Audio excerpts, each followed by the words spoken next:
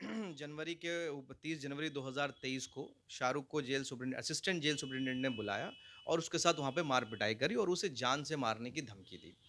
तो हमने इसी जैसे हमें इस वाक़ये का पता चला इसका कि ऐसा-ऐसा इंसिडेंट शाहरुख के साथ हुआ है, हमें मालूम चला।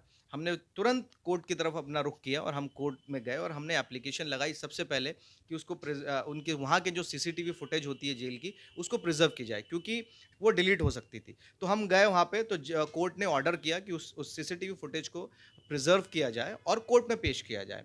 लेकिन क्योंकि जेल अथॉरिटी ने बदमाशी करी थी, असिस्टेंट सुपरिटेंडेंट ने बदमाशी करी, उसके साथ मार-पिटाई करी थी, कि वो जानते थे कि कुछ गड़बड़ हो सकती है हमारे साथ, तो उन्होंने 30 जनवरी के बदले 10 फरवरी का फुटेज लाके वहाँ पे पेश किया।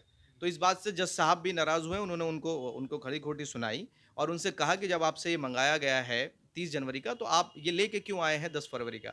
जी, अभी हमने एक तो हमने ये एप्लीकेशन लगाई थी, उसके साथ-साथ ही जैसे हमें इसके बाद क्योंकि अब हम एक्शन आया जब ऐसा हुआ हम लीगली हमने एक्शन लेना शुरू किया क्योंकि अथॉरिटीज़ हैं, ये गलत कर रही हैं उसके साथ, उसकी जान को खतरा है, कभी भी कुछ भी अगर वो तो हमें कल पता चला कि शाहरुख को हाई रिस्क से उसको ऑर्डिनरी वार्ड में डाल दिया गया है। ऑर्डिनरी वार्ड के अंदर आप सबको नॉर्मल लोगों को मालूम है, जो नॉर्मल बैरक होती है, उसमें 80-90 लोग एक साथ रहते हैं और एक से एक हैबिचुअल ऑफेंडर्स उसमें रहते हैं। कई गैंगवार लोग रहते हैं, आपसे आपने कई बार सुना होगा जेलों के अंदर कितनी गैंगवार हो गई, किसी को चाकू लग गया, किसी को छुरी लग गया, किसी की मौत हो गई।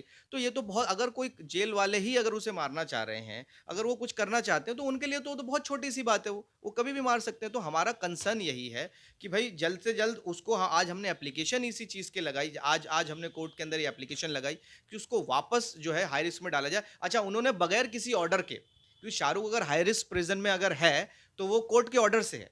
अगर वो वहाँ से हटाया जाता है, तो वो कोर्ट के ऑर्डर से हटाया जाएगा। तो जेल अथॉरिटीज़ जो है, ये सब वो वहाँ के जो लोग हैं, ऑफ़िशियल्स, पुलिस ऑफ़िशियल्स जो कई चीज़ों को ख़राब करने में या शाहरुख को कहाँ पे नुकसान हो सकता है, वो करने के लिए अब उसकी जान को खतरा है, वहाँ डाल दिया उन्होंने उसको। इसलिए हमला हो सकता है कि इसमें क्योंकि उसको इस राइट्स का पोस्टर बॉय बना दिया गया था उसको।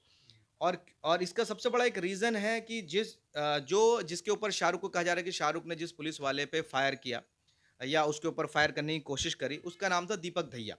और इस वक़्त जो जेल नंबर 3 में जेल सुपरिटेंडेंट है, उनका नाम भी है राजेश दहिया। तो एक एक तो वो एक रिलीजियस इसके अंदर रिलीजन लेके आ रहे हैं और साथ में क्योंकि इस वक़्त आप जानते हैं माहौल बहुत लोगों के अंदर बहुत ज़हर भर दिया गया है। लोगों के अंदर तो इसलिए वो रिलीजन को लेके उसे मारने की कोशिश कर रहे हैं और क्योंकि क्योंकि कई लोग अब इनको ये लगता है कि कहीं ये शाहरुख हीरो ना बन जाए और लोगों की उसमें। अगर अगर आप वैसे देखें तो इसलिए इसको इसको बेल ना देने का रीज़न भी यही हो रहा है। देखिए, अगर आप कहें 307 का मुकदमा जो होता है इसमें तो 10 साल तक की सज़ा है ही।